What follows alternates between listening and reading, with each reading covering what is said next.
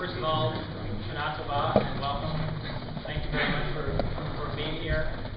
My only job tonight is to welcome you here and thank you for coming. This is quite an occasion, a shul reaching its 100th anniversary, and this is the kickoff event.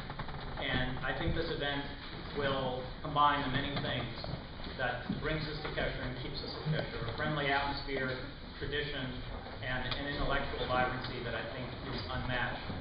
And I would like to turn it over to Leon Wieseltier to introduce the rabbi and talk about our program a little bit. But before I do, let me just also thank Al and Lynn Allshul for making tonight possible by sponsoring this lecture, and to tell you that we will have a full schedule of celebration and also reflection, and tonight is merely the kickoff of what we hope will be a good next year. So again, Shana Tova, thanks for coming, and I give you Leon Wieseltier. I think maybe I'll stand here, just pretend it's a drug. And you're minutes away from that kosher soda that we have to. Not move. Whatever it is. Okay. Birshut Harav.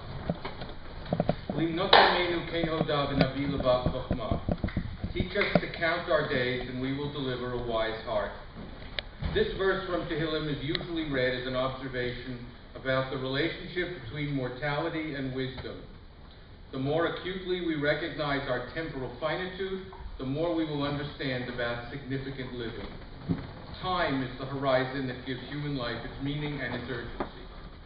But we might also read the verse to refer to other countings of days, to anniversaries and commemorations, for example. In our day, American Jewish culture has become increasingly a culture of commemoration, which accounts for some of its morbidity and for the impression it sometimes gives of living too vicariously through the experience of other Jews and other Jewries. Yet one way of describing the good fortune that Jews discovered in the United States is to say that our anniversaries and commemorations, I mean of our history here, are not at all morbid. Instead, they recall the various occasions in which Jews prospered materially and in more soulful ways, from the liberties and the pluralism that permitted and then encouraged the development of themselves and their traditions. American Jewish commemorations generally are celebrations, as is ours.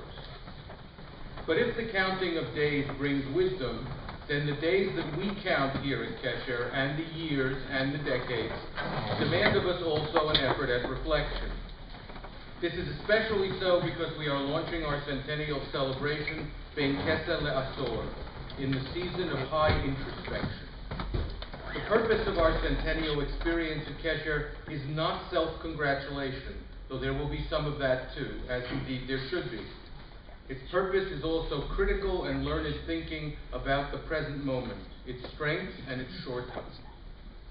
Kesher Israel is an Orthodox synagogue, and so we, meaning my friends Mark and Ilanit and the other people who generously planned this event, we have taken as a large part of our centennial theme the condition of Orthodoxy now.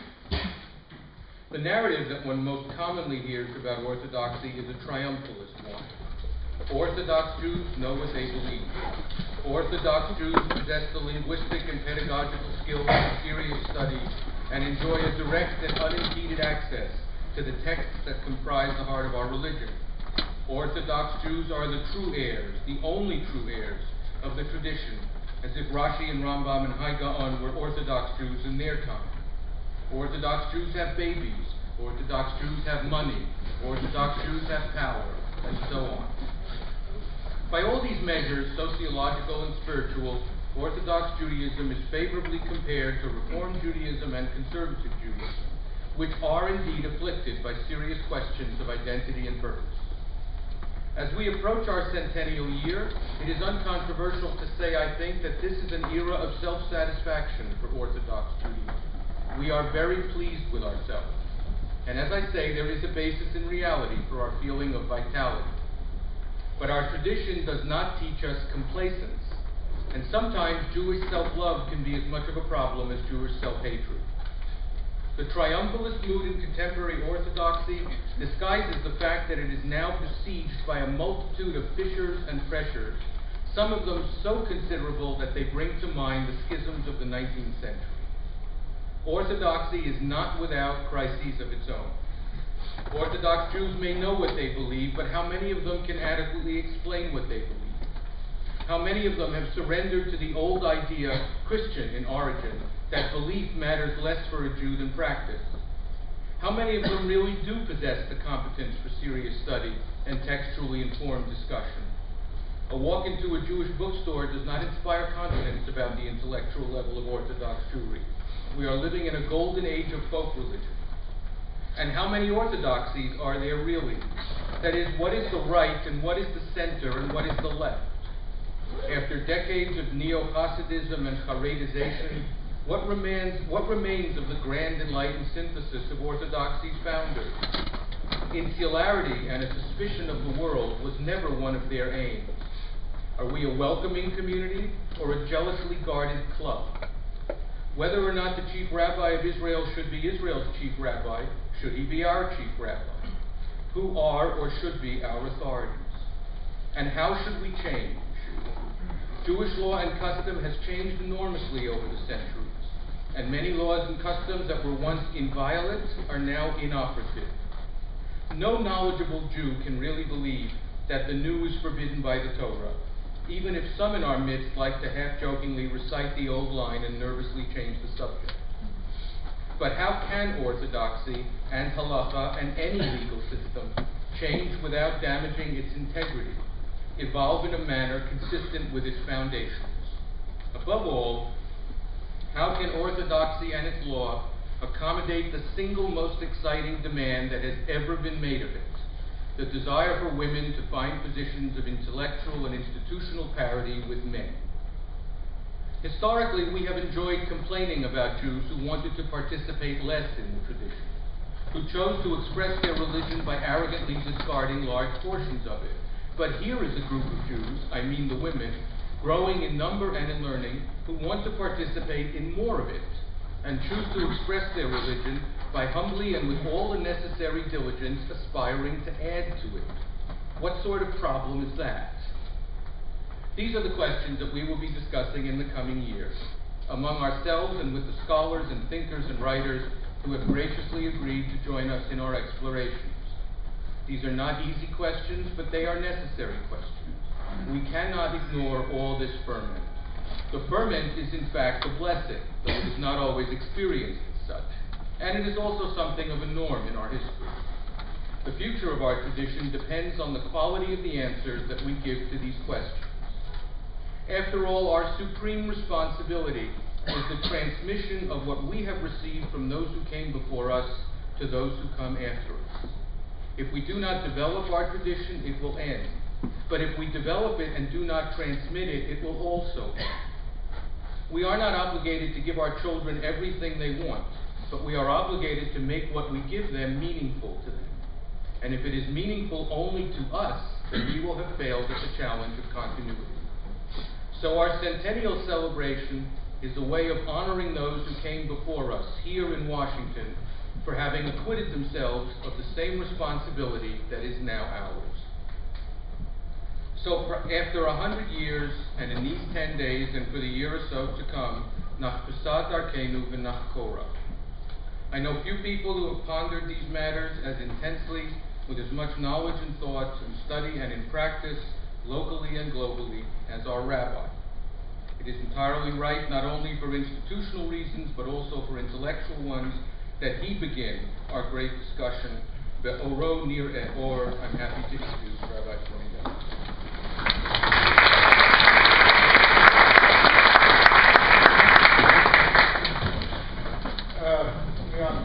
Thank you for laying out a much too big a pie for tonight.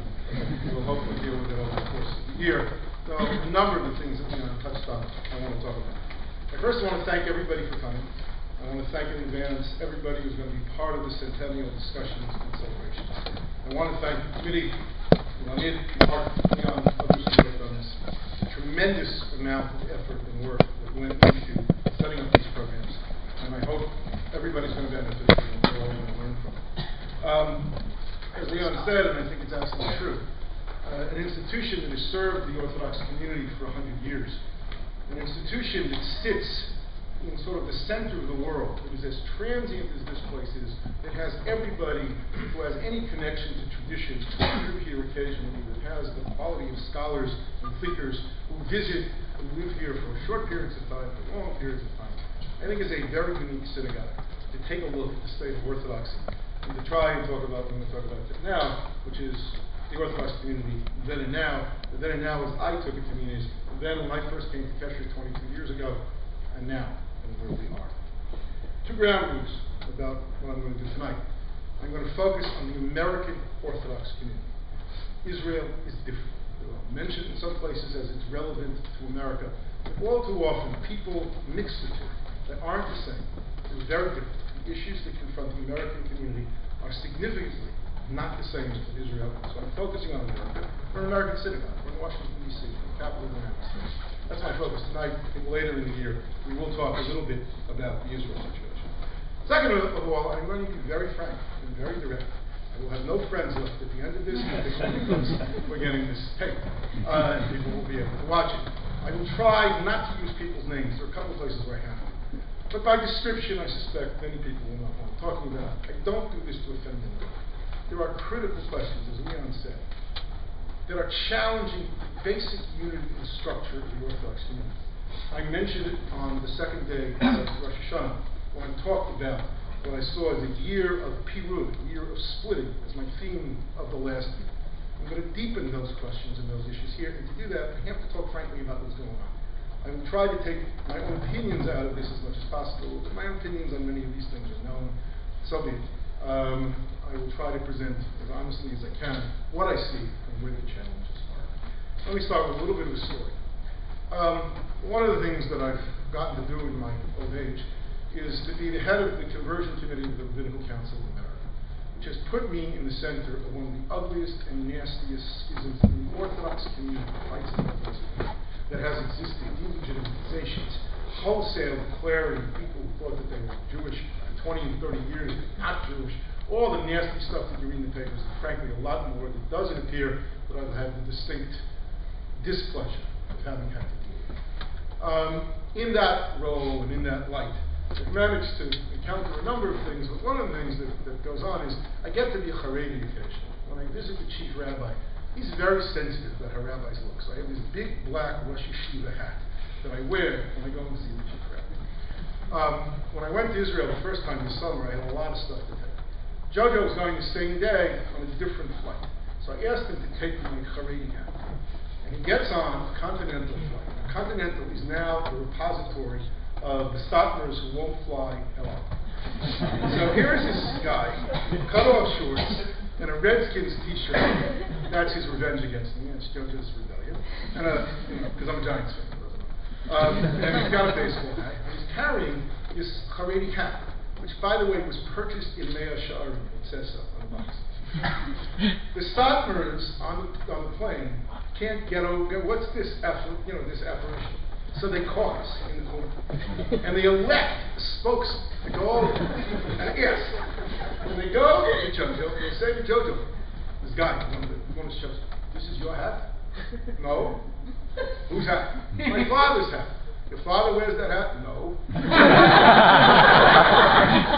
"He doesn't wear it on Shabbos and Yom Tov?" "No." "Why are you carrying it?" "He wears it when he goes to see the chief rabbi." Hereupon, this guy sort of scurries away. Jojo says he thinks the guy thought he was making fun of him. And Jojo is sitting there sort of bemused. But I tell this story because I think it's cute, but also because the black hat is a symbol.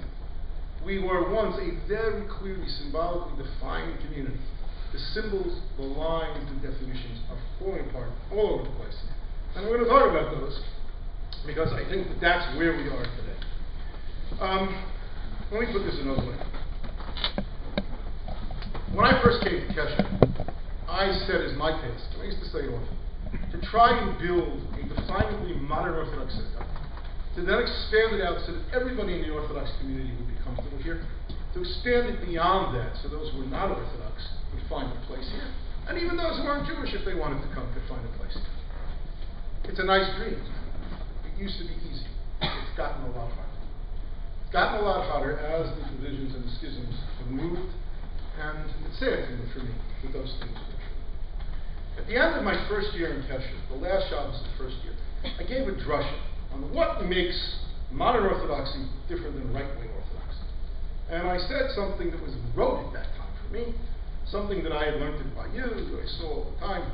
Here are the differences. We both believe in Torah Misina, Torah from science. We both believe in the halakhic process, but we believe in secular knowledge. We believe that God's creation is as much of a window into Him, into revelation, as Torah is, or in the famous words of the wise guy comment, the Rambam, had he studied more Gemara and no Aristotle, would not have been the Rambam. He would never have made the contribution that he made.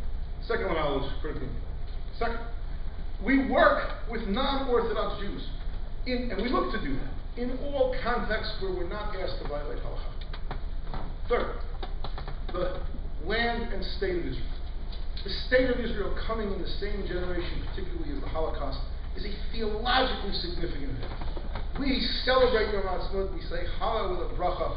This is a meaningful change in the universe that we recognize. I mean, all things, of course, the Haredi world wasn't doing. And last, we look to increase the role of women within halakha, within the community, within various and sundry different roles. I could not make that speech today for reasons that I will explain as we go along. 6 or 7 years later, on a Friday night, we did a dinner and brunch. And I talked about why modern Orthodoxy was losing to the Haredi. And I analyzed 13 different reasons that I saw as to why this bifurcated community between the Haredi and the Modern Orthodox were winning, and what we needed to do with that. And again, I could not give that speech today. It would be irrelevant, it would be meaningless. It doesn't reflect what's going on. What's happening? Well, there are two major things to that. One, Orthodoxy, at least for those who claim to be Orthodox, is no longer two-headed. It's three-headed. You have the Haredim, you have the sort of old-line modern centerpiece Orthodox, and you have what has come to call itself open Orthodoxy. And that changes the dynamic immediately. You are now dealing not with, well, here's us and here's them. You've got three players here that you have to talk about, and that's what I have to talk about today. Second of all, on the Haredi side, particularly, there have been dramatic changes. I mean, I joked about this in shul a couple of times. All of a sudden, when I was a kid, no Haredi would set foot on an El Al airline. Anybody fly El Al today? Other than the Satmars who were bothering JoJo, they're all on El Al. And they're all, I have many stories, but my favorite one is the one where there was a Haredi lady selling red bendels to protect you on the El Al. Right? And she sold before we took off, and she sold every time we hit turbulence. After the turbulence stopped, she went around. Because obviously you need a red bendel to protect you, right? And it was a very smooth flight. We only had like 3 times we were bumped. And I felt like saying to her, you should have waited a little while. We would have had more bumping, you could have sold more bendels. This was unheard of. You never saw this. The Haredi community is in some ways more Zionist than we are, meaning the Modern Orthodox community. Most Modern Orthodox thinkers would allow for the idea of land for peace under some circumstances. But today, the circumstances is a political, strategic debate, but conceptually, if we could really get peace, most of the Modern Orthodox people I know would say, sure. Nobody in the Haredi world thinks that way. I protect every grain of sand.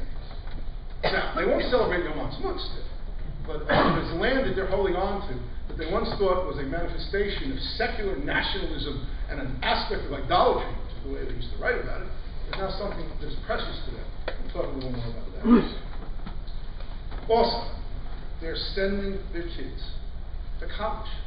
The old model of the father-in-law raising and paying for the son-in-law to sit in yeshiva for years, it doesn't work. And I'll tell you personally where I've seen this. At Georgetown Law, I teach a course in Jewish law every year. I teach with David Saperstein from the British Action Center, and Shirley Cohen from this shul. For the last 5 years, and because you were in the class, a quarter of the class is Haredi guys. There's guys with black hats who come from there Israel. How did this happen?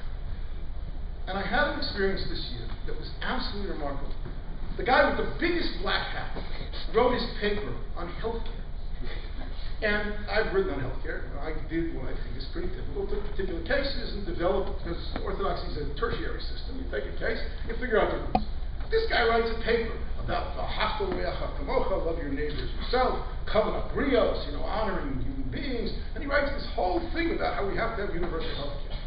So Saperstein, who I love, is a wise guy. he knows this paper is not an Orthodox paper. It's just not an epistemology which is usual within the Orthodox community. It's much more familiar from conservative thinking and even Reform thinking, and it's written by the guy with the biggest hat. So we sit around to grade the papers, and he goes, pointing at me, I want you to react to the paper first. He knows. So I look at this and I say, you know what, David? If I was teaching a shiur in YU and he'd turn this in, he'd get an F. But in Georgetown Law, he gets an A because we're not denomination. It's perfectly fine to make a conservative Reform argument. I don't care who he is. But then I went to this guy and I said to him, Jeff, you know, it's not quite an Orthodox epistemology. I don't think this is the way they learn in the base medrash in Eretz Israel. He looked at me and said, I don't care. And I think I can make some impact even there. The lines are falling apart. And frankly, if you're sending your kids to college, it's not just the camel's nose that's under the tent, it's the camel's hump that's under the tent. And the world is changing around us. So like I said, I couldn't have said this.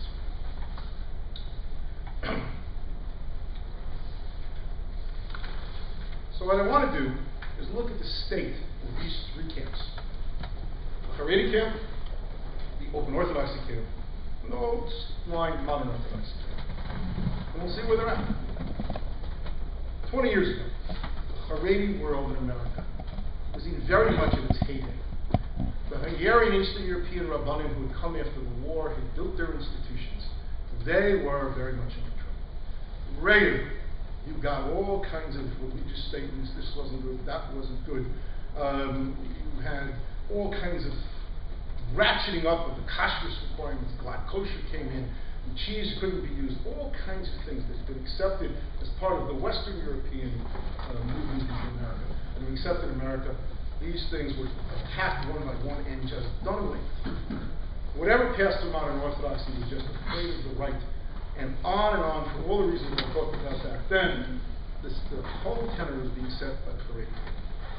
How many Haredi comments from American rentals have you heard in the last couple of years that have made any difference at all? There was one last year about worms and fish. I don't need to be a delicate. And it happens to be an old issue. Fish have parasites. It's not a kashrus. But suddenly some group came out. In the past when those things happened, everybody stopped eating whenever it was. All of a sudden we would have had salmon. How many kosher restaurants are giving up serving salmon because of this statement? Where's the The power of the Haredi community in America, I'm not talking about in Israel, all that stuff about conversion, all the rest that you read is the Haredi community in Israel, has gone away in a large measure. Part of it is because of us. Part of it is because we are much more confident. Part of it is because we've established our institutions. Part of it is because, frankly, there's been separation. I remember as a kid, most shuls have Haredim and non-Haredim, everybody sort of davening together. It doesn't happen anymore. This is one of the few shuls that is heterogeneous in terms of who shows up here. Most places, when they have Haredim and they have Modern Orthodox, they have two synagogues, they have two different institutions, they have two different places. They don't fight with each other like they did. In the Haredi communities, this stuff goes on. But it isn't the same kind of argument, and it isn't the same kind of fight. And then there is another reason. This is part of why the Haredim have invested in Israel. Who are the Haredi Gadol? Remember, Haredim live by the Gadol. They live by the rabbi who leads them. Who are the Gadolim today in the Haredim? Rabbi Yashin, where does he live? Rav Kanievsky, where does he live? Rav Stern, where does he live? And so on and so forth. Rav Vazman, where they live is someplace in Israel. They don't live in America. And they are not part of the American scene. And even the big names that are still around, like Rabbi Feinstein, two of them, Shmuel Kamenetsky, you almost never hear them alone saying something. If they sign on anything, there's 50 other guys, and they include the Israeli guys. They are not here. They are not functioning in the same way. It's kind of funny because when Rav Kook made his famous heter, his famous leniency, that they could sell the land of Israel to a Gentile so they could continue to work it during the Shemitah year. It happened in the early years of the state, the early years of the Yeshuv. The land would have gone back to being swamp and desert. Comes to the first Shemitah, they just reclaimed a little bit. And so he says, go sell it to the Gentile, and then you can lease to the Gentile, you can work it. He was excoriated by the rabbinic world, we call the Haredi world in Europe. And he made a very famous speech in which he said, they're absolutely right. There's only one problem. A rabbi has to paskin for his own community. So let them all move here and they can paskin for what's going on in Israel. We now have the reverse.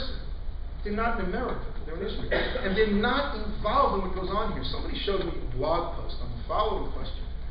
Crocs, funny looking shoes with big holes in them. Can you wear them on Tisha B'Av, or are they too comfortable? And they claim to have a Rabbi Yashiv Psak, and a Rabbi Kanievsky Psak, and even a Shlomo Zalman Auerbach, and a Way Psak. I have to tell you, it's hard for me to imagine that those people ever looked at Crocs and decided, and if they did, it's because somebody forced them to. They're not talking about our issues. And so, the Haredi community, which lives by the Torah, just doesn't have it. And something has happened that has changed, frankly, what goes on. Actually, before I get to that, let me make one other. When I started on the conversion business, we were being savagely attacked from the Haredi community. Actually, from one of the gatekeepers of Rav Elyashiv. The Rav Elyashiv situation, he's the putative gadol hador. It's very scary in a lot of ways. He's now, wouldn't be well, although some people don't think so, as you'll hear, over 100 years old. 100-year-old people are not necessarily in touch. He was never, frankly, the most go out of the base measure. He has 3 people around who really control access and who come out with statements about him. And one of those was one of the biggest opponents of modern Orthodoxy and modern Orthodox conversion, and was working diligently to try to undermine us. And we came very close to losing the ability to do conversions that would be accepted, and very close to having a Haredi group that was out there in those days get the imprimatur, being the only ones who did the conversions really all over the world, not just in Israel. The problem was, aside from the delegitimization of us, that group was doing conversions that not only, I wouldn't accept, Haredi guys wouldn't accept, they were done to a standard that really, really accept. And I went to many Haredi. The Haredi world is not money, and there are decent people. And I began to talk to these people. And I said to them, how can you allow this to go on? You know that they are forcing you to accept conversions that are unacceptable to you. And I could lay it out for them in dozens of cases. And you know that they are undermining our conversions, which meet every standard you have in mind. How do you allow this? First couple of guys sort of shrugged, didn't disagree. And then I finally got to one guy who said to me, the problem is this fellow around Rav Elyashiv, who controls the Rav Elyashiv world, and if we go against him, they'll come out against us, and it's really frightening. So I said to him, so what's going to happen? What are you going to do about this? You can't let this stand. And here's what he said, and I remember the shock of what he said. Rav Elyashiv is old. He'll die soon, and things will get better. This is their Rebbe. This is their gadol hador. Are you serious? I went to one of the most important Haredim that I know, the name you know, and I reported to him that this fellow had said to me, things will change when Rav Elyashiv dies, and that will probably be soon. And he looked at me, stroked his beard, and said in Talmudic lingo, Ein hachinam, which means, that's right. On further talking, I discovered, all these things that we read, all these horrible stories of unethical and all that. A lot of people in the Haredi world aren't happy about those things either. They're afraid to start up. What happens, and I asked this guy, quite a bit, he said, the way I handle it is, I teach my students, and I hope that in the next generation, they are going to correct some of these things. Now, I don't know if it's true, it's not true. But what came across to me was ideological split. Not a monolithic Haredi world, certainly not the juggernaut that it once was. Again, talking America, not talking Israel. And so that really changed my perception. The next thing that changed my perception, this is going to be tight, I love this, is leopard skin underwear. What am I talking about? It's going to get worse. In a Haredi community that has now decided that tznius is to women, Torah study is to men, that's the law, and is working diligently on tznius in some very interesting ways. You cannot, if you live in various Haredi communities and you're a woman, wear any color that isn't neutral, brown, black, red. There are not only lengths to your skirt as to how long it has to be, but also how short it has to be. Meaning, I think it's 4 inches below the knee, and it's significantly longer, you get frowned upon because it's not tzniustic, you're calling attention to yourself. Somebody from this community, intended to that, the more right wing, went to visit one of these communities and was wearing a skirt that was lower than that and was told to stay home. Not tzniustic. There are Haredi police squads that go around checking out women to make sure this. You can document this online. To make sure that women are theistic, and if not, they call their husbands and say, there's a real problem. And I've been told on good authority, not first-hand experience, I promise you, that Haredi women, many of them, wear leopard skin underwear. Why? It's a sign of rebellion. And it's a microcosm of a larger rebellion. It's the TV in the air conditioning box. It's the computer that snuck into the house even though you can't listen to it, you can't use the internet. It is what many people have told to me as I've become friendly and they let down their guard. They'll all say, all these things are really crazy. I don't do many of the things they say. With a weak leadership in America and people talking this way, they got to wonder. There's also the financial realities. The financial crisis has hit many of us. It's hit the Haredi world even worse. In Lakewood today, on any given week, 1 week, there are enough children born to make 5 years or 6 years later an entire first grade class. In other words, if there are 25 kids in the first grade class, in Lakewood they have 25 births in a week. Where are you going to put them? There are enough schools. Schools now have 18, 19, 20 first grades. It's still not enough. And 2 or 3 of those schools, because remember, they don't pay a lot of tuition, are closed over the first grade. What are you going to do with the people? Some of the places have instituted this absolutely draconian, if you deviate at all, we won't accept your kids in school, send them somewhere else. It's not a formula for success. Yeah, the demographics is there, and the strength is there in the demographics. And I have to tell you, over and over again, you hear many things that are really problematic in that community, and you don't see the kind of strength in America that it does. Let's move on to Open Orthodoxy. And I'm going to tell this as a personal story. And again, I don't mean to offend anyone. I'm going to lay out what I see.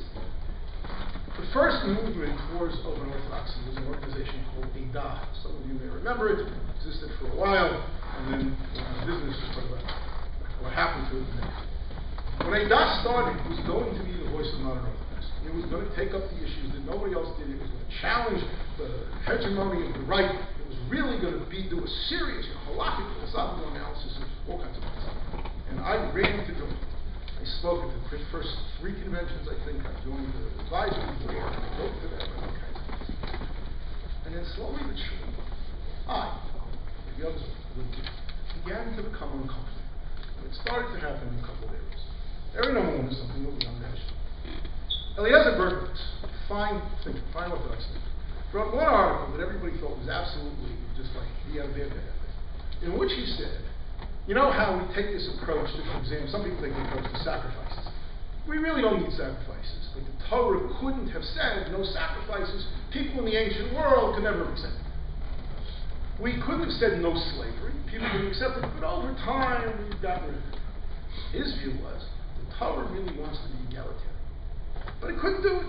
So over time we should become egalitarian. You know, remember this article came out, people said, okay, that's right. All of a sudden, in Eidah, in the listing of acceptable positions in Orthodoxy, they list this position. On the issue of relationships with conservative and reform, where I was very much of the school that you have to work to find common ground, but that you also, at the same time, there are certain things we don't agree with, certain things that we think are wrong, and stark errors.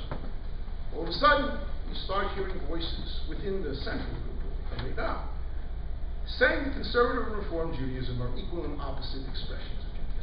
Now, maybe some of you believe that, but I found that hard within Orthodox context to take that position.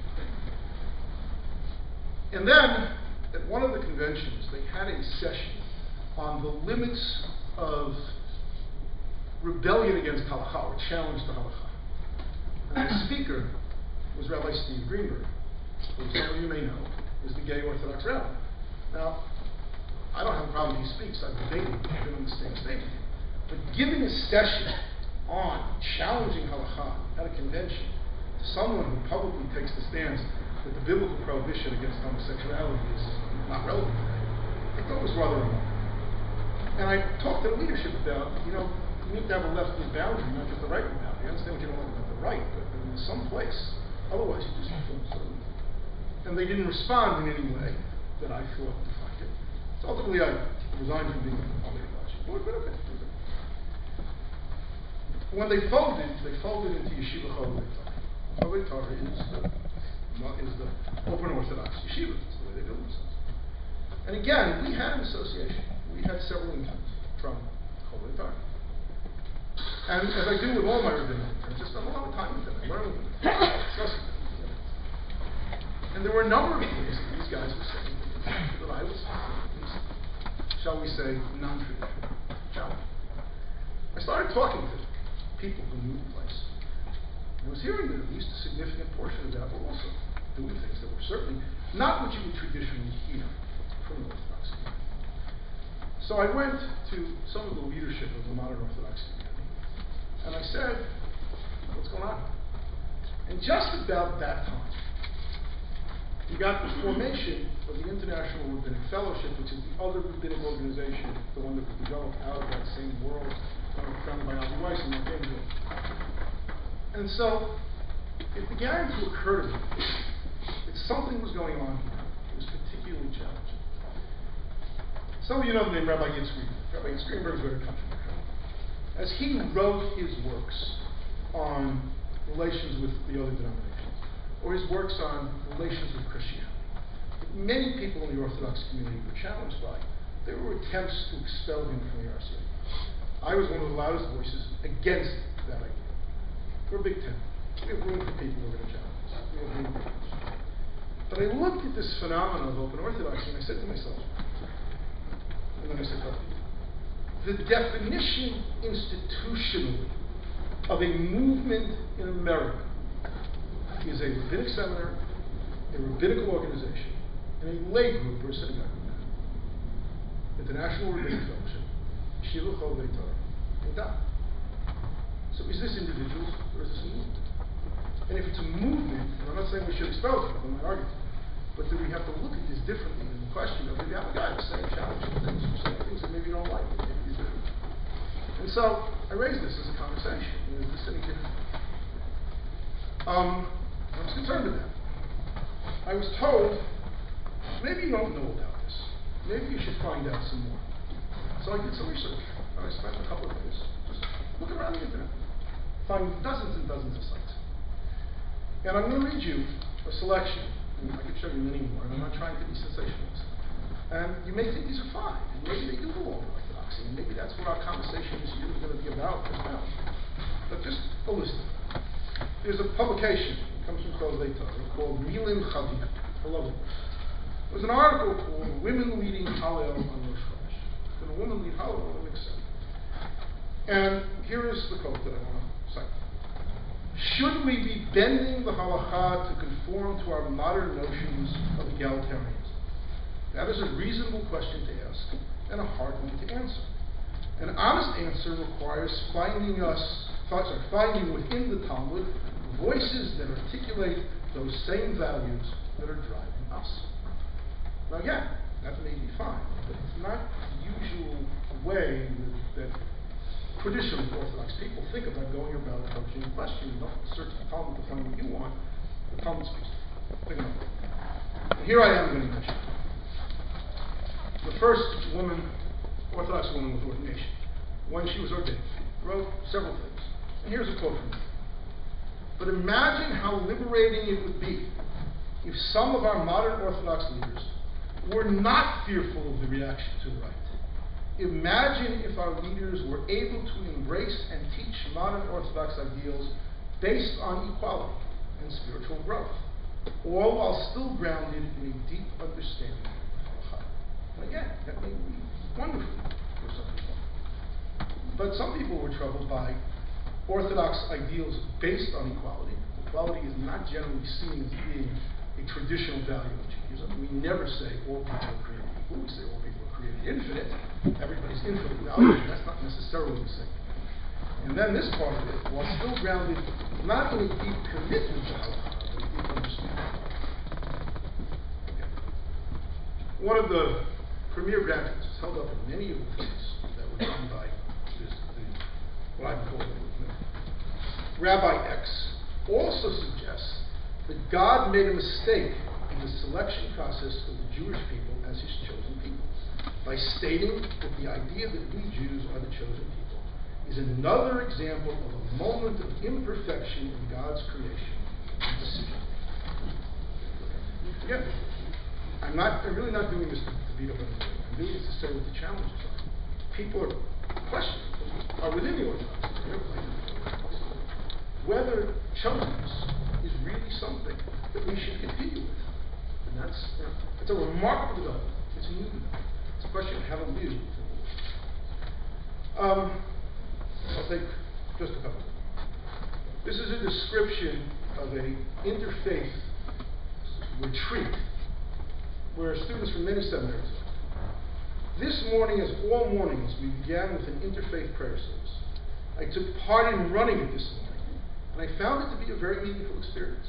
Our theme was using our bodies in service of God, and different people offered different practices or teachings on the subject. We opened with a silent meditation reflecting on how we individually use our bodies in the act of prayer. An Islamic student proceeded to quote a verse from the Quran, and then a Catholic student studying for the priesthood taught us a song in Spanish about joining in the journey towards simultaneously God and liberty.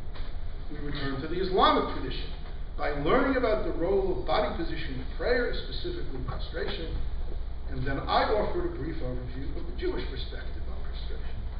Another person offered a reflection on body and movement with a prayer, and then I led everyone in a nigun that spilled into everyone dancing in the traditional Jewish manner. And we haven't in the past at least, done interfaith services where all the different faiths sort of contribute to the service. It's again a question in this world, how does an Orthodox community relate to a pluralistic world with different faiths? I'll take 2 minutes. I'll summarize this next. Somebody wrote a letter who describes how he considers the founder of Freundel to be a good friend and mentor, how that individual convinced him to go into the rabbinic. And then he writes, with all due respect to him and to the other members of YCT, I have an issue with an institution that considers itself Orthodox but questions the binding force of the 13 principles of Maimonides. As I know from my personal dealings and discussion with members of that school, the 13 principles are far from being universally accepted in the Beit Midrash at best. And just recently, Danny Sperber, and I mention his name because this is a published book. Danny Sperber was the other signatory to the ordination of the woman rabbi, along with the founder of Freundel, wrote a book on the history of varieties of Jewish prayer. And at least in a couple of places in the book, he says things like this. In much this, and Danny Sperber is, by the way, going to be here, and so is the rabbi almost. We're going to try to make this a broad conversation. In much the same way, there are more and more congregations that are developing and adopting in varying degrees certain elements of egalitarian prayer. So too, if we begin to make these changes in our different keynote, gradually they will gain acceptance in ever wider circles. It should always be borne in mind that in any case there is no standard version of Jewish liturgy.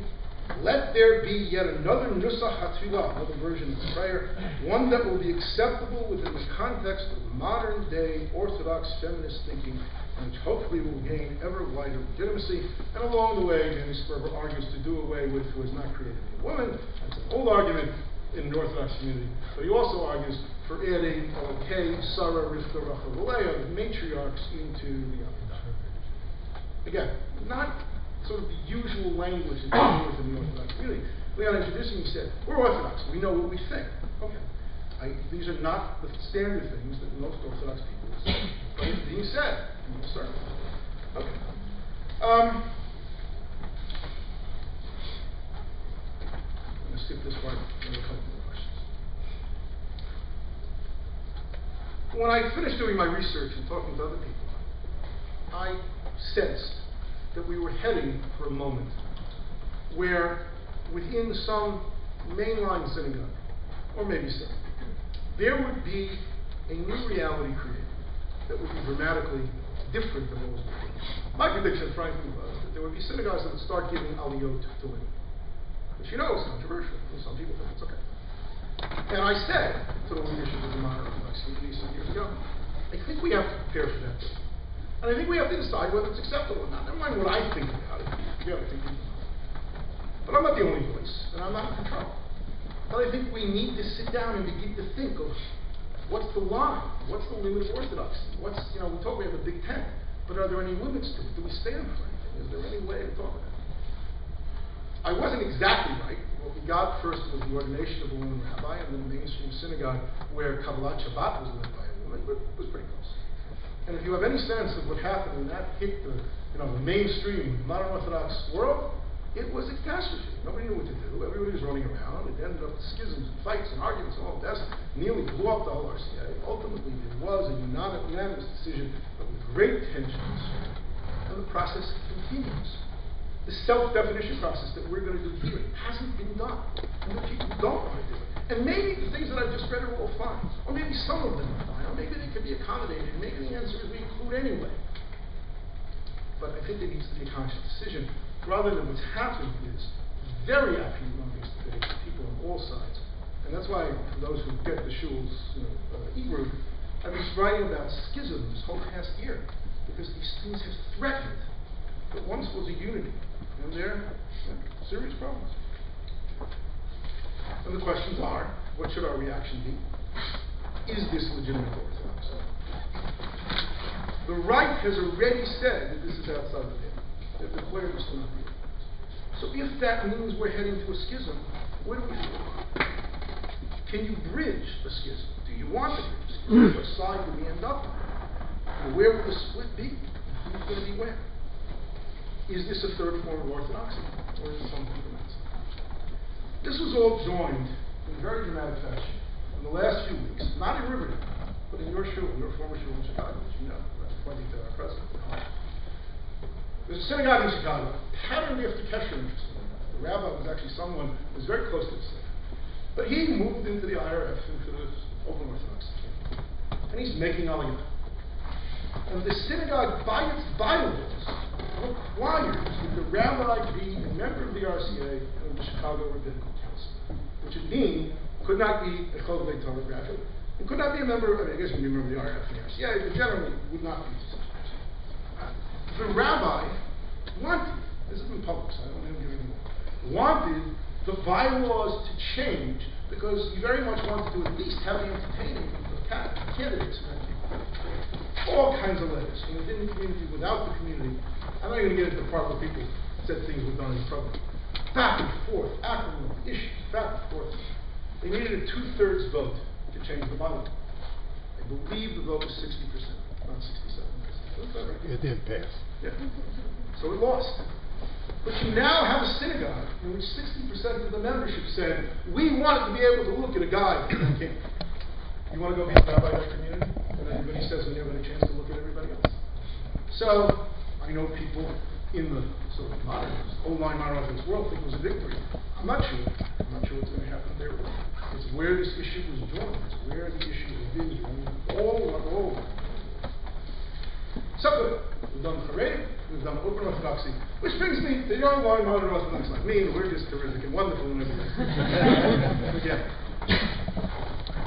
we could not and cannot, to this day, define what we stand for. The process hasn't happened. Even the two major issues that come up, the ordination of a woman rabbi, meaning but with this issue of Chicago, I can't tell you what the limits of modern Orthodoxy are. Nobody in the modern Orthodoxy world is even, we're engaging in the discussion about whether we should have a discussion. It's like the shape of the table, it's like, it's a wonderful thing. And Gedalia, Rabbi Walls is here. You're on the blocks, you know what I'm talking about. Dozens and dozens of posts, hundreds of things going back and forth. You hear people write, and notice, if the rub of salvation is around, this would never be happening. I can't think of a greater sign of weakness than yearning for a dead leader to show up and fix it. And Rav was a great guy, but I'm not even sure he would have been able to fix it. But that's the kind of language, the kind of thing that you hear. Frankly, the old-line modern Orthodox don't do much better standing up to the right. When we were being attacked on the conversion thing, I begged the RCA and others to take an active position against it. They wouldn't do it. They didn't want to offend anybody. I started going to the Haredi, frankly, because I didn't want the modern Orthodox to stand up. The Haredi, the era of Haredi, eventually ended up, coming out with all kinds of things against what was going on in the conversion. I couldn't get the RCA. They weren't willing to do it there either. So we're wonderful and we're terrific. We have all the stuff we talk about. But how do you win if that's what we have to do? when you don't have a position that anybody's going to respect, you don't know what it is. Grand hesitation. Why was created 1,000 programs under the Center for Jewish Future. I tried to encourage them in a very simple way to periodically send out position papers on modern Orthodox positions on contemporary issues. Not offensively, don't attack anybody, just say what you believe. I can't tell you, it's 2 years. They say yes, but the resistance and the hesitation and the roadblocks to try and get just a simple 1,000-word piece every few weeks, even summarizing stuff that's already been written but is in the archives at YU, to try and get that out. We're all hesitant and afraid, we're not offensive. When I was a kid, the rabbis I knew in most synagogues, the rabbis I gravitated to, were all Rabbi Doctors. They all had PhDs in Jewish studies, and many of them in Jewish studies. How many Rabbi Doctors do you know in pulpit anymore? Present company. How many Rabbi Doctors in pulpit have their degrees in Jewish studies? You don't have to, it's fine, but how many in Jewish studies? Anybody else in the school? Anybody the only one? How many of them have it in Jewish thought? You just lost me, because mine is in rabbinics. So who's doing Jewish thought in an Orthodox community? When I was a kid, everybody was. I mean, I could give you a list of 15 guys who I knew regularly. We're supposed to be an intellectual movement. That's how we survive. Who's doing it? And you get to the Rosh Yeshiva, you know, the Rav who sold engine, a PhD in philosophy. The major Rosh Yeshiva, the older ones, certainly in YU, don't have advanced degrees. And don't think Jewish thought is particularly important. Halakha is important. You know, Gemara and Shulchan Aruch, that's what you say. You don't do this other stuff. When YU sends out speakers, I mean, I think you've had this experience. They send you Rosh Yeshiva. They don't necessarily respond by saying, let's take the philosophers in this school. We have to go find them. We come up with things. So the image is not the modern Orthodox image. I feel like saying, any longer will Kohen, will nothing. We don't have the Kohen, we don't have the guys who serve, you know, and we don't have the prophets to lead us. That's not a good situation. In YU, the bastion of modern Orthodox thought, they don't have a modern Orthodox course. Norman Lamb wanted to make it mandatory that you had to take a Torah modern Orthodox thought course. He didn't succeed. It hasn't been revived. Ariel tells me they have one course on the thought of the Rav, a 2-credit course. The Rav was wonderful, but he wasn't all of modern Orthodoxy in a 2-credit course, and it's not mandatory. You don't even teach your own students what you believe. Maybe we haven't been able to define it. Well, so here's where we are. We have a 3-headed Orthodoxy, maybe. The first group, which depends on Gedolim, have had them all go to Israel, and they're not around. They're facing ideological and financial crisis. The second group, which really has the energy and the innovation, there's no question, done, lots of interesting things, but they're alienating many who want them to succeed. And the question is, in the aliens, are they Orthodox? And the third group is soul searching about whether it wants to search its soul to decide what it believes in. Oh, I find that problematic. I see several possible scenarios. Jacob Katz, the great historian, wrote this work called Hakera Shem Hacha, the tear that was never healed. The English translation is not quite as poetic. A house divided, Orthodoxy and schism in the 19th century, which is about how the Orthodox communities eventually separated from the Reform. There are a lot of parallels here, and they are very scary, and I don't like them. But it's not just the modern Orthodox or middle of the road Haredim. The son of the founder of YCP says, I'm not Orthodox, I'm post-denomination. Remember the rabbi who wrote that letter and said, I'm concerned that they don't follow the 13 principles of YCP? He used to be a rabbi of an Orthodox synagogue. His synagogue is now called post-denomination. It's not far from here. There are, I think, 1 or 2 others that have done that. So if we got a group in the right of the Orthodox community saying, you're not Orthodox, and you got a group in that group saying, we're not Orthodox, well, where are we headed? Very scary.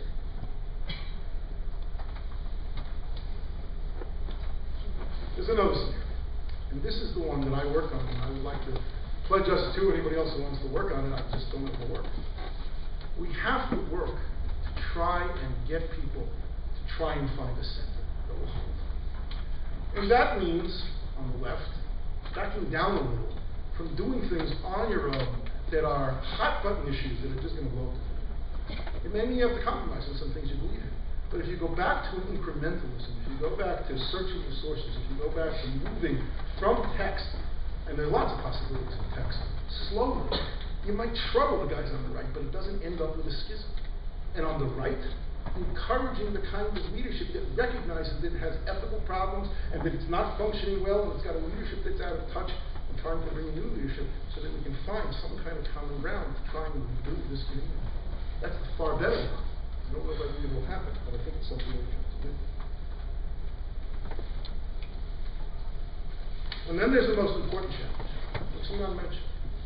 This is wonderful to debate and argue in philosophy and theology and halacha today.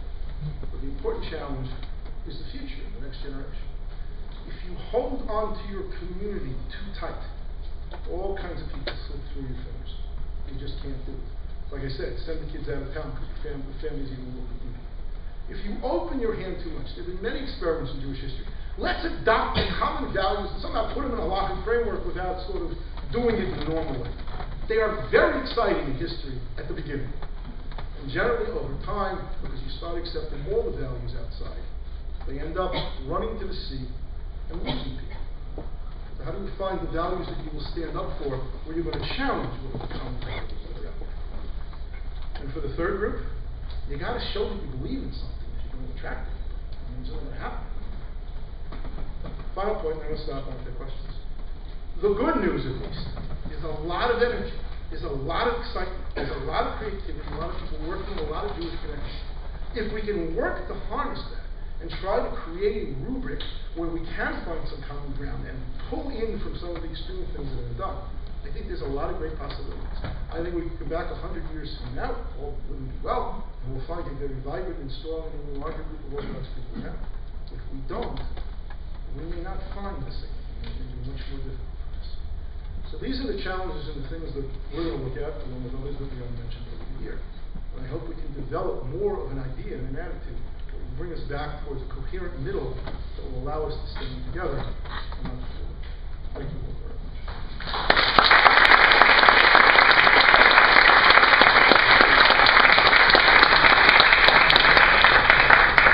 We'd like to take questions if there are. Rabbi, I want to start by challenging the premise. You have described magnificently sociological changes in the community, people are domestic, and that, which is not new. In the 30s, before the Holocaust in Poland, there were three distinct groups. The Bund, they were considering themselves Jewish, they had no connection to the religion. The Zionists, including the religious Zionists, felt that the future of religion and of national life was in Israel. The Haredim, many of the rabbis said that anyone that left Poland was an African. So they were killed, unfortunately.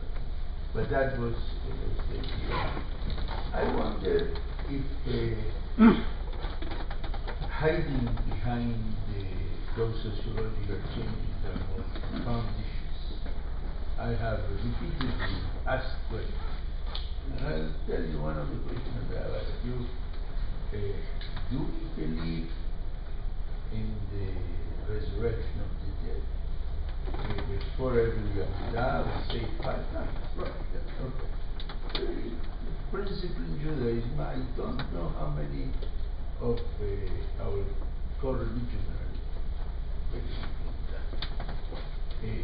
When there are issues, profound issues of belief, people start to separate.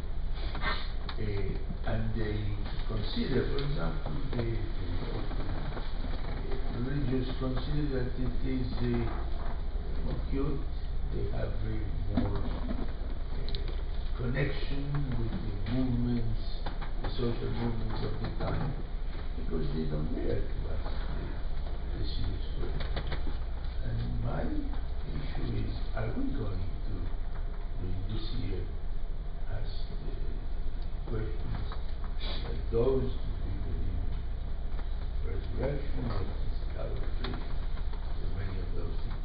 It's a good question. Can you repeat? Yeah, the question is, are we going to answer theological questions like do we believe in resurrection and the fact that there's and other things? No, I don't think that's the way it was structured. I think there's room for it. I mean, let's look at This is a minor point, but next fall, a year from now, we will be scheduling some discussions of theology and belief. So the answer is yes. Right. Great idea. Glad to see that. A year from now, we'll know whether we believe in the resurrection. In the meantime, we can live in limbo, which is also a state of Yeah. You mentioned discussion of Maimonides' articles of faith. I suppose, I guess, in the context of a discussion at Choveveh, what value they are, I guess, or what authority. It actually was, authority more than value. Yeah, the question is, did they believe in it in the base measures in Choveveh? That's a serious question. I mean, I can say more about it in that world. I'm not trying to bash the world. No, in your opinion, what authority should it have? I mean, it's an 11th century set of principles. Fine. Then I'm going to have to answer it a little more specific. The issue may not be resurrection of the dead, because I don't know that people get knocked down over that. The biggest issue has really been the question of Torah Missina, and the question of whether that is an essential part of Orthodox belief.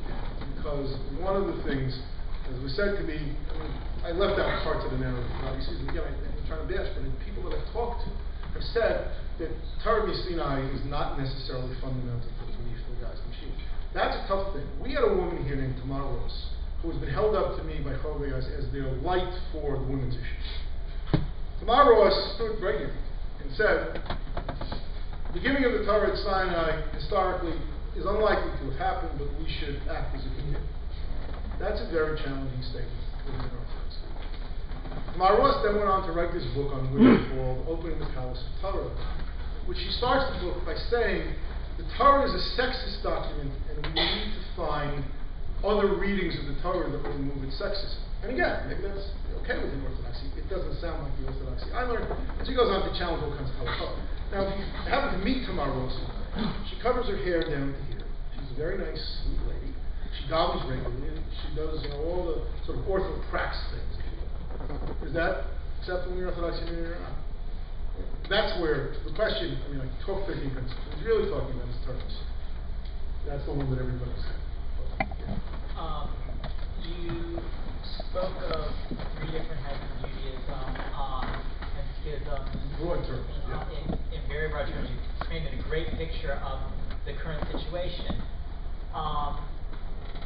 Unfortunately, what I hear every time, I seem to hear these reoccurring themes when we pick up Megillas, when we pick up, and my question, I guess, is, for example, with the schisming in the conservative movement as well, is how do you see this as sort of, this is a really tumultuous time and a tumultuous schism of our time, or Do I see it as a recurrent historical issue? It's as a reorganization of positions that have been there since, Schism is apple pie for Jews. There are books called The Great Schisms and Divides of the Jewish Community and history, all kinds of things. How do I teach them? But schisms go up and go down, and there are periods of conflict and periods of détente, like anything else, right?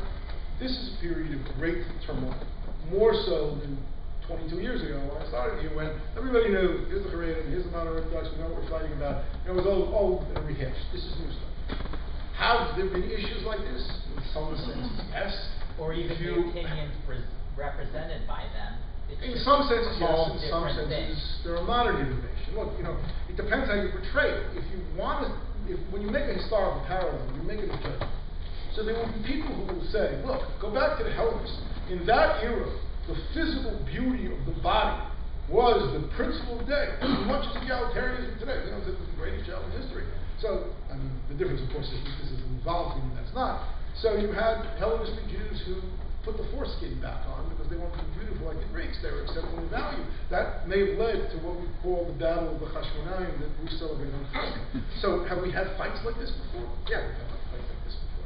If that's how you define this fight, maybe not. We've also had fights where people were innovative in Orthodoxy and were legitimately innovative, and people on the right went crazy with Zionism. Zionism led to the Haredi world, Bernard was talking about. I mean, you read the literature pre-World War II from what we would call the Haredi community about Zionism. They called it, I mentioned it, they called it idolatry, they called it all kinds of terrible names, and it won. And it got accepted in the Orthodox community. So there have been movements like that have done it. I'm trying to take a snapshot of what I see today. I'm trying to describe what I see in the Orthodox community. How will this play out? Will it end up that we're going to have a schism? Will it end up that we're going to have a Rav Shimon? Will we learn something from the left and from the right in order to I don't know. I'm not optimistic because there are too many things that are happening that are extremely negative. And it's much harder in a rapid communication age to try and find ways to work things out behind the scenes and to sort of see things over. It's much harder. But you know what? Maybe I'm wrong. Maybe it actually will work out and we'll be fine. But today, I could not give you that picture. And if you read the headlines from last year in Modern Orthodoxy, I don't think there's a lot of reason to be terribly optimistic. You said that the centrist orthodoxy doesn't have a vision of itself today. But at the same time... And it doesn't have a person to give it to, as it did when Rabbi Soloveitchik. It's not probably... Yearning for the other leaders. But at the same time, there's some people who, from the right of modern orthodoxy, who do want to have a schism now. Yes. Or who think it's necessary. So do they have a vision? I mean, that's what I was trying to say, that in Modern Orthodoxy, the vision, if there is one, is on the left. Because the Haredi world doesn't have its leadership. There isn't, I mean, sure, they have rabbis. Obviously, there's within the modern Orthodoxy. Oh, the right of Modern Orthodoxy? I don't know, I guess they would go to a Rav Shafter or something. But Rav Shafter is not a philosopher, not a thinker, he's a halakhic, he's a phenomenal memory.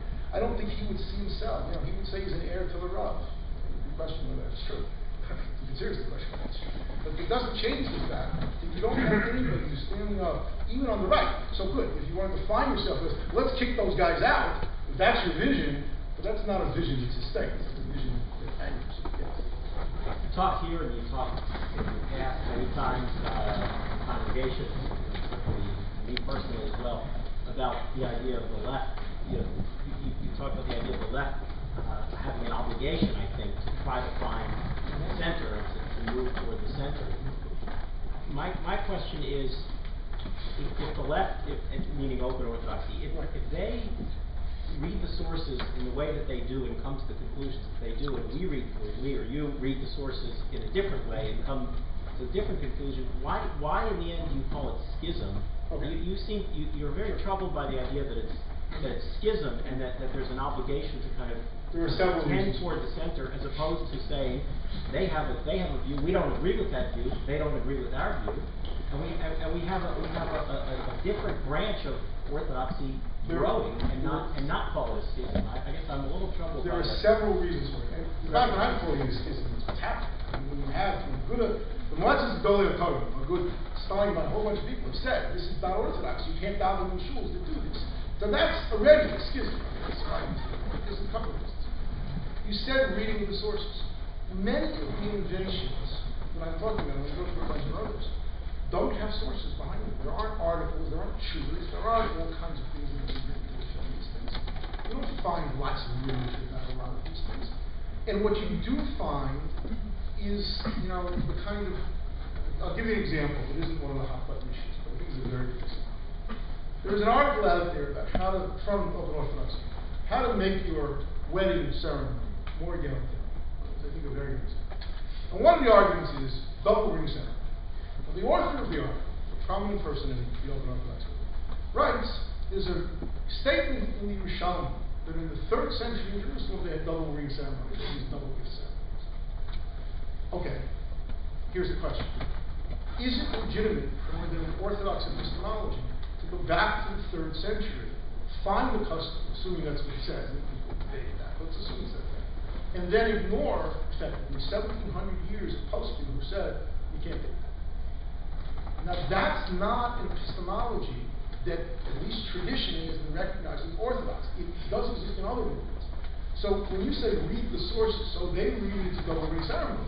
But that's a 3rd century Jerusalem custom in the Jerusalem Talmud, which is not authoritative as opposed to the Babylonian Talmud, and 1,700 years of postscript don't agree with it, and yet people have adopted it. So I would say with to you, with respect, Aaron, it's not that they have mounted a halakhic argument of a type that is traditional within the Orthodox community.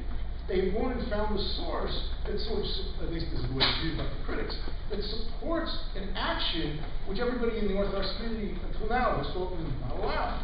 That's different than, I'll take another on the opposite. That is Well, universal. well, but I mean, there are many things that I could use as examples of this thing. The women's tefillah, very controversial. There's a 125-page article by Aryeh and Dov Freundel with I don't know how many thousands of sources they cite defending it. You don't find the same kind of expertise going into some of these kind of things. In fact, frightening fun, quite honest. So that's part of it. That's one answer. The second. Halakha comes from three places. It comes from God, British God. It comes from the rabbis, and it comes from community practice. And there are certain things in the community that are just red flags. It's like we once had, take the opposite side, once had a Torah Karta guy walk in here. People wanted to kill him, throw him out. Why? Perfect from Jew.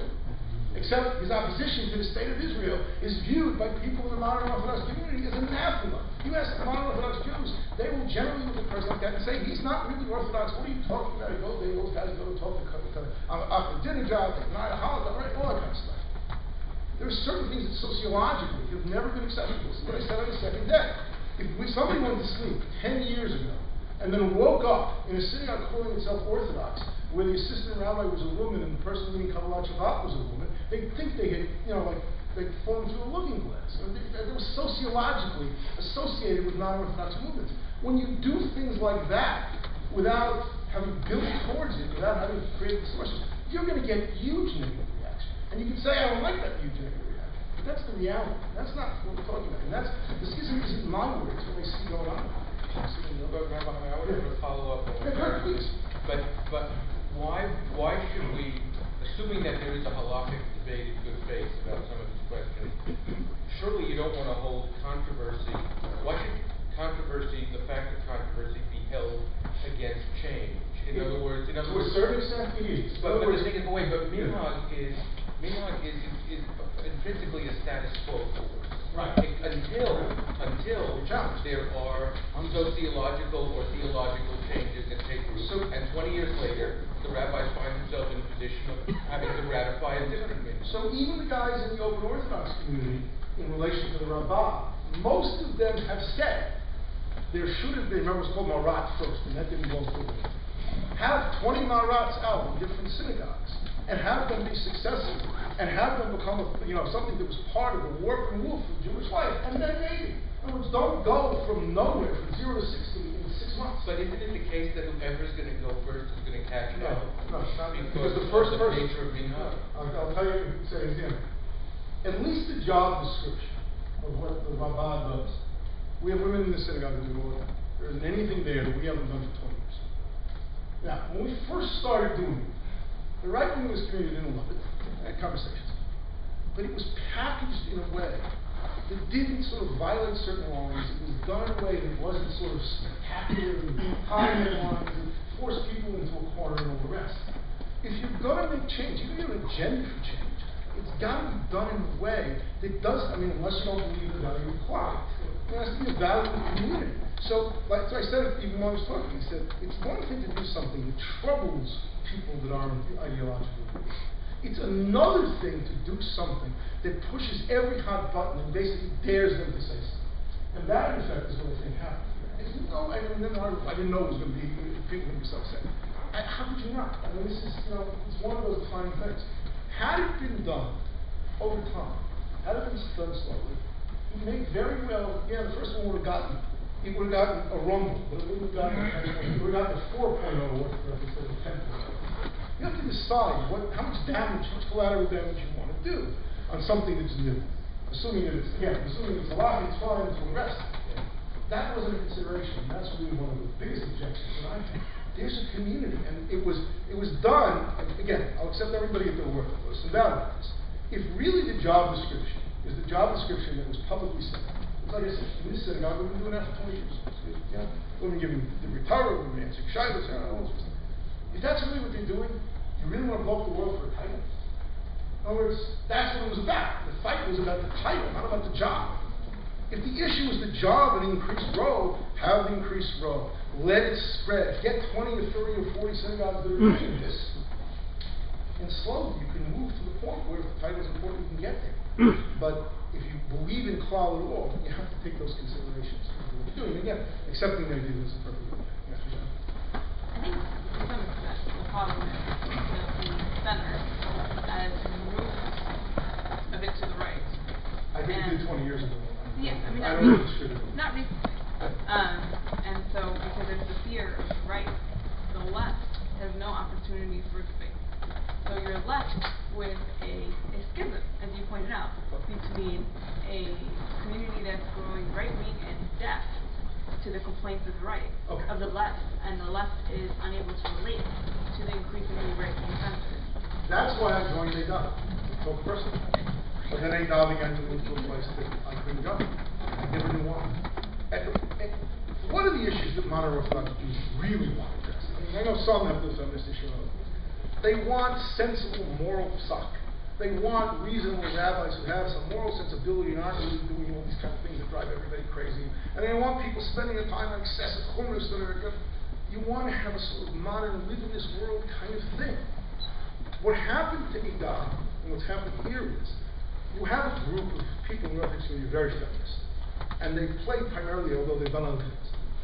But they left out what was, at least that I saw when it started, the biggest issue for modern Orthodox Jews, which was that.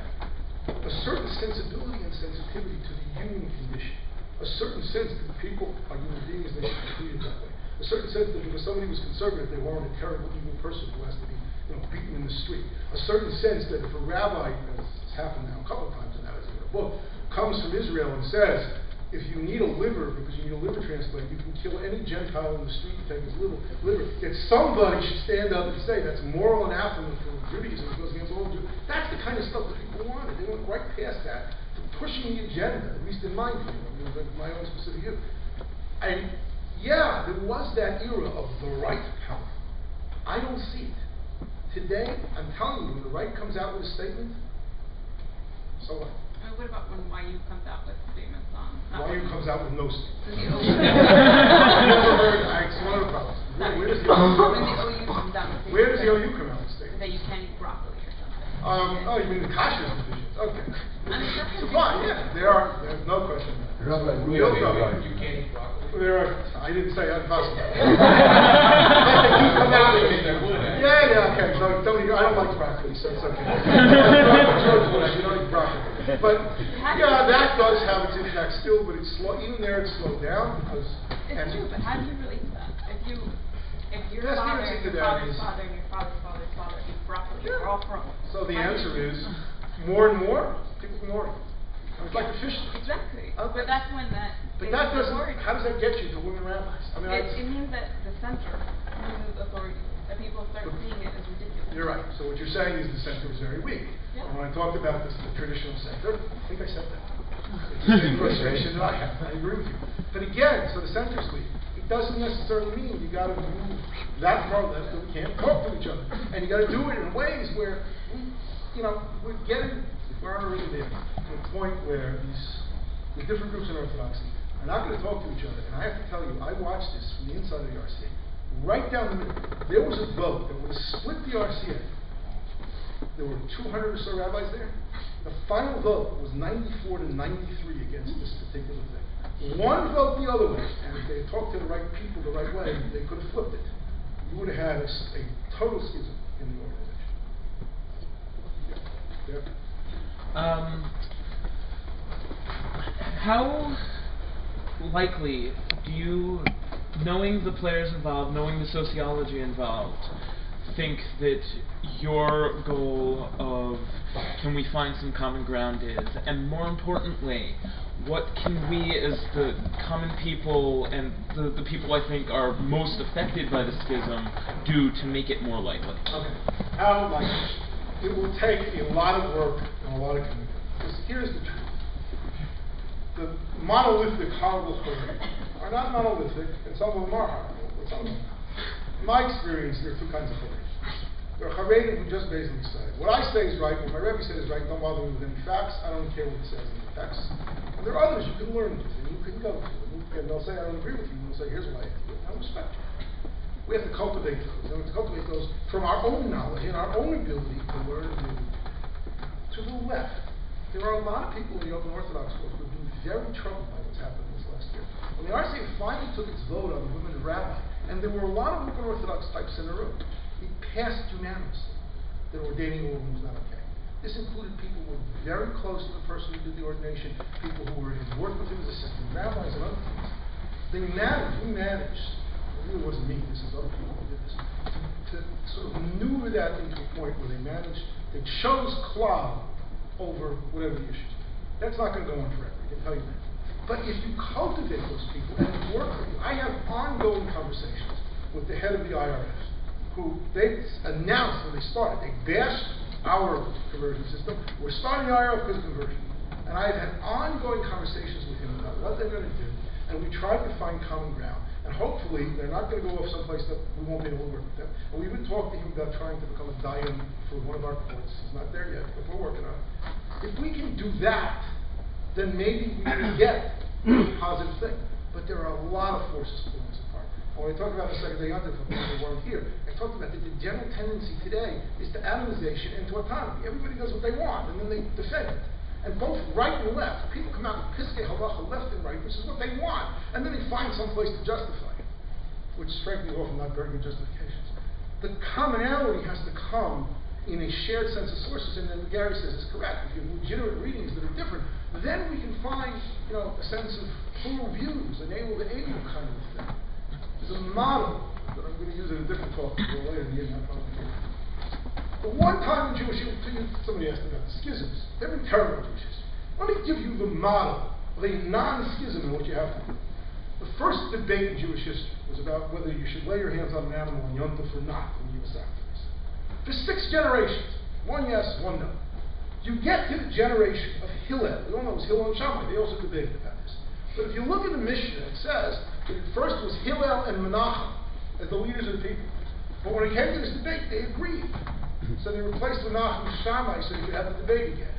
That is a model of pluralism that is remarkable. Let's go get a leader who doesn't agree with us. Let's get together. It's the only time in Jewish history I know that was done. And in the end, the Beit Shammai guys physically threatened Hillel because he continued his position. So it didn't even work there forever. At least for one shining moment. That's the kind of moment we have to try for in your question. What can lay people do? I think you have to insist on this. Whoever you talk to, wherever they are, you have to insist that they continue the dialogue however they feel or don't feel. And you have to insist that you talk to the people, that talk the language of sharing, of center, of compromise to get something that is much larger than whatever, than these individual things. That was not. You've spoken quite a bit about the rabbinic elements, the political elements that happen. What happens when, on the ground, the people, the populace that make up these bodies of Judaism that are reigned by these rabbinic people are not feeling that they're living in authentic Judaism because their modern Orthodox Judaism is not, they're pulled either in a Haredi way or in an open Orthodox way, and not to give them the title that you give them, but to say that being modern Orthodox inherently struggle with those things, and that's going to inherently mean that you are going to feel differently, and sometimes stray a little to the left, and sometimes stray a little to the right, and how do you deal with a group of people that are calling themselves modern Orthodox, going to a modern Orthodox school, but deep inside are really not feeling that they're being authentic to what they're Goes back to the they talk. might join some other schools. Please repeat the question. Sure, the question was, what do you do about the fact that a lot of modern Orthodox Jews don't feel that they're authentic because they're pulled one way or the other and they can't sort of balance in the middle? This goes back to the talk that I did give the 7th year that I was here, which is that modern Orthodoxy suffers from a problem of schizophrenia and doubt. The Rav, who is some of the architects of modern Orthodoxy in America, was a person who believed in dialectic. And one of my favorite stories When I went to YU, they kept talking about synthesis, synthesis, modernity and orthodoxy. And then I started hearing the Rav, and I started reading the Rav. He never talked about synthesis. Never. What he talked about was how we were pulled in exactly the way we were, and that the task of life is to find a way between those things. We never promised to a road guide. One of the reasons why modern orthodoxy has suffered is because we don't want to hassle. And it's a hassle. It really is a hassle. I mean, I remember one of the first people I was McCarran years and years ago, way before I came here, was a woman who had gone to Yale undergraduate, Yale graduate school, that came from and moved to a really right-wing community. And I said, you're a brilliant woman. You moved your whole life in intellect, and you've gone someplace that seems intellectual. Her answer was, I don't want to work so hard. I'm sure, but that has always been a struggle. But I'll go back to what I said tonight. Without a strong rationale and reason to be modern orthodox, without a continuous infusion of material, without the conversation at your Shabbos table being about modern orthodoxy, and not, I mean, who do you talk about if you follow the Jewish world at your table on Shabbos? I used to say it was the Avi and Avi show, I'll mention names. It was either what Avi Weiss did this week or what Avi Shaffer, who was a good guy, put it in the newspaper. Who talks about what the modern Orthodox world has said? That's one of the things I wanted YU to do when I described was trying to send things out. Without doing that, without giving some theological, philosophical, practical rationale as to why we should be doing this, it gets 1,000 times harder. I think sometimes think that a lot of modern Orthodox guys say, the Haredim will burn out because it's the financial thing, and the left wing will just, they'll go off, it's eventually not going to be Orthodox, and we'll be left standing. That's the way you want to survive. I mean, even if it's right. That's the way you want to win the day because everybody else messed up. It's better than that, at least. And now you're absolutely correct. It is the problem of the lack of a proud and defined modern Orthodox community. Well, you know what? I'll tell you where it is. I didn't talk about Israel. I'll tell you where you find it. The modern Orthodox in Israel talk the talk, walk the walk, spend a lot of time in studying, read the stuff that comes out of Israel, read the stuff that's there. We have to import some of that spirit here. Israel's got a whole different dynamic. With the Haredim in control and beating up on him, destroying the chief rabbi while being in control of it, you find, this rabbinic Sohar phenomenon and the way people learn, the way people talk. That's why I don't want to talk about this. It's different. But that's the one model that we love. The modern Orthodox types I know in Israel, much more about this kind of stuff. Much more talking about it, much more studying it, much more. We have to import that spirit now. It's a long conversation, so I'm going to go to somebody else and talk privately. How do we start doing that here? But part of the first thing is, modern Orthodox day schools have to be not vast wastelands of either Haredi teachers or non-serious study. You have to start from high school. You can't, even elementary school. You can't expect it to descend when people are 35 and 40 years old.